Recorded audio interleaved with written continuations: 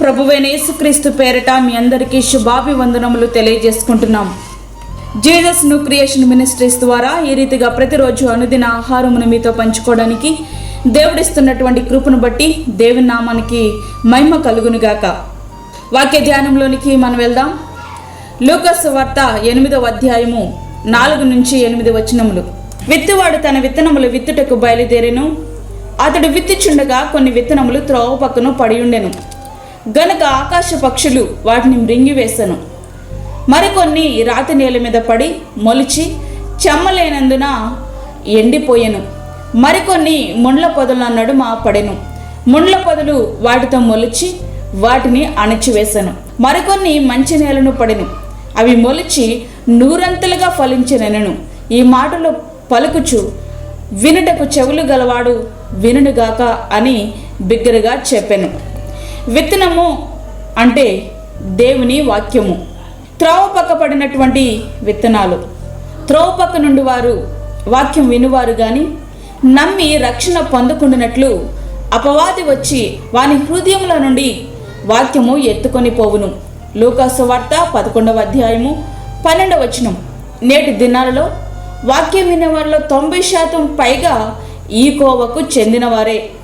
చూడండి, లెక్కలేనని మందిరాలు, దేవునిని ఆరాధించడానికి స్థలము చాలక కొన్ని మందిరాలలో 2 నుండి 5 ఆరాధనల వరకు జరుగుతూ ఉంటాయి. ఇక బహిరంగ సభలంటే ఇసుక వేస్తే రాలనంత జనసందోహం. వీరంతా వాక్యం విన్నవారే. వీరిలో వాక్యం విని రక్షణ పొందిన వారు ఎంతమంది అంటే అది సమాధానం లేనటువంటి ప్రశ్నగానే మనకి మిగిలిపోతుంది. మిగిలిన వారి సంగతి ఎట్లా ఉన్నా కనీసం క్రైస్తవులు అని చెప్పుకుంటున్న వారైనా క్రీస్తుని పోలి కలిగి ఉండేవారు లేరు కదా. కారణం ఏమిటి? చెవుల ద్వారా ప్రవేశించినటువంటి వాక్యం హృదయంలోనికి చొచ్చుకొని పోవాలి కానీ అట్లా జరగకుండా ఒక చెవితో విన్న వాక్యం మరొక చెవి ద్వారా బయటికి వెళ్ళిపోతుంది. ఎందుకు అట్లా జరుగుతుంది అని ఆలోచిస్తున్నారు కదూ.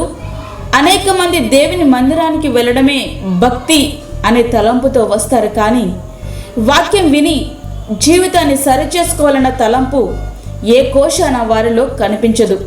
అందుకే వారు వాక్యం విన్నా సాతానుడు వారి హృదయంలో విత్తబడినటువంటి విత్తనాలు అనగా వాక్యమును ఎత్తుకుపోతున్నాడు. ప్రియ సహోదరి, ప్రియ నేస్తమా, ఈ గుంపులో నీవు ఉన్నావా?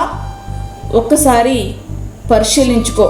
చూడండి, గత 50 సంవత్సరాలుగా దేవుని మందిరానికి వెళ్తున్నా అనేవారు చాలామంది మనకి కనబడతారు.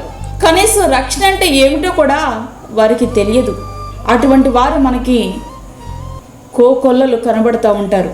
ఒక్కసారి ఆలోచించారా? విత్తనంలో లోపమా, విత్తేవానలో లోపమా? కొన్ని సందర్భాలలో విత్తేవానలో లోపమున్నా విత్తబడినటువంటి విత్తనం మాత్రం సజీవమైనది, బలమైనది. మరి లోపం ఎక్కడా? నీ హృదయము దున్నబడలేదు. ప్రార్థనతో నీ హృదయం దున్నబడితే ఆ విత్తనం నీ హృదయంలో పడి తప్పగా 100 ఫలిస్తుంది.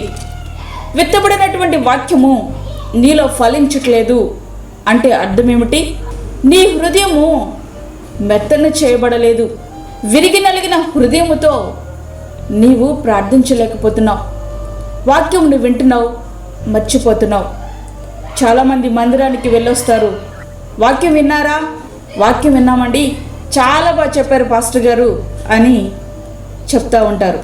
ఏ వాక్యం చెప్పారో వారికి ఏమాత్రము కూడా గుర్తుండదు. ప్రియమైన సహోదరి, సహోదరుడా, దేవుని యొక్క వాక్యము సజీవమైనది. దేవుని యొక్క వాక్యము 2 అంచులు గల ఖడ్గము వంటిది, సజీవమైనది. రాతి నేలన పడిన విత్తనాలు. విత్తువాడు తన విత్తనములు విత్తుటకు బయలుదేరెను.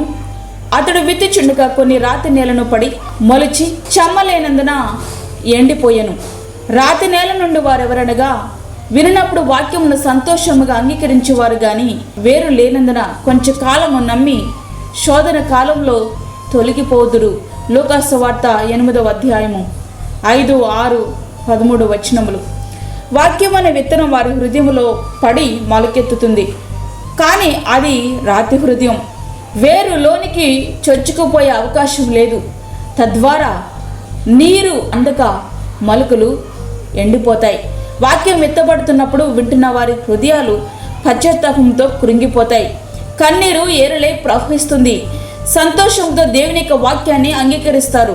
చిన్న చిన్న శోధనలు వచ్చేసరికి ఆ మార్గం నుండి తొలగిపోతారు.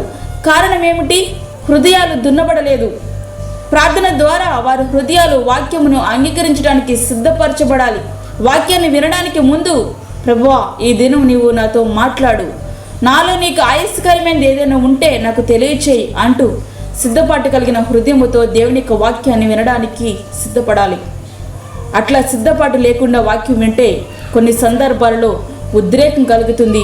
ఆ ఉద్రేకంలో ఏవో తీర్మానాలు చేసుకుంటాం. ఆ ఉద్రేకాలు లాగానే మనం తీసుకున్న తీర్మానాలు కూడా చల్లారిపోతాయి. ఉద్రేకం కాదు, మనకు కావాల్సింది ఉజ్జీవం. ఉజ్జీవం అయితే అది స్థిరముగా నిలిచి ఉంటుంది, విస్తారంగా ఫలిస్తుంది. అట్టి కృప ధన్యత దేవుడు మనకి అనుగ్రహించునుగాక. ఆమేన్.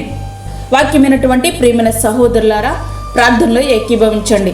పరిశుద్ధుడైన తండ్రి, ప్రేమగల యేసు ప్రభువా, ఈ దినాన్ని ఈ రీతిగా నీ సన్నిధిలో చేరి ప్రార్థించడానికి మాకు ఇస్తున్న కృపను బట్టి నీకు వందనాలు. ఈ దినమంతా కూడా మీరు మాకు తోడుగుండండి. ప్రతి విధమైన శోధన, కీడు, ప్రమాదం నుంచి మమ్మల్ని తప్పించండి. వాక్యం వింటున్నటువంటి ప్రతి ఒక్కరు కూడా ఇక వాక్యము ఫలించినట్లుగా సహాయం చేయండి. వాక్యం విని విడిచిపెట్టువారు కాకుండా వాక్య ప్రకారంగా నడుచుకునే జీవితములు వారికి మీరు ప్రసాదించండి తండ్రి. నీకు స్తోత్రములు నాయనా. బలహీనులను, ఆదరణ లేని వారిను మీరు జ్ఞాపకం చేసుకోనండి. వారికి కావలసిన నీ కృపను అనుగ్రహించండి. చంటి బిడ్డలను, గర్భిణీ స్త్రీలను, వృద్ధులను మీరు జ్ఞాపకం చేసుకోనండి ప్రభా. వారికి నీ కాపుదల దయచేయండి తండ్రి. అదేవిధంగా గర్భఫలము లేని బిడ్డలకు గర్భఫలము దయచేయండి. దూరదేశంలో ఉండి వాక్యం వింటున్న నీ బిడ్డలకు కావలసినటువంటి నీ కృపను దయచేయండి ప్రభా. నీ సన్నిధిని వారికి తోడుగా ఉంచండి. పని చేయడానికి కావలసిన శక్తిని వారికి దయచేయండి. నీ కాపుదల అనుగ్రహించండి. ఈ దినమంతా కూడా నీ సన్నిధిని దయచేయండి. మా దేశ సరిహద్దుల్లో సమాధానమును మీరు కలుగు చేయండి. మీరే నీ కృపను అనుగ్రహించి మాకు కాదు యెహోవా, మాకు కాదు, సమస్త మహిమ ప్రభావం మీకే ఆరోపించుకుంటూ యేసు పరిశుద్ధ నామమున అడివేడుకుంటున్నాము తండ్రి. ఆమేన్. ఈ యొక్క వర్తమానములు మీ బంధువులకు, మీ స్నేహితులకు షేర్ చేయండి.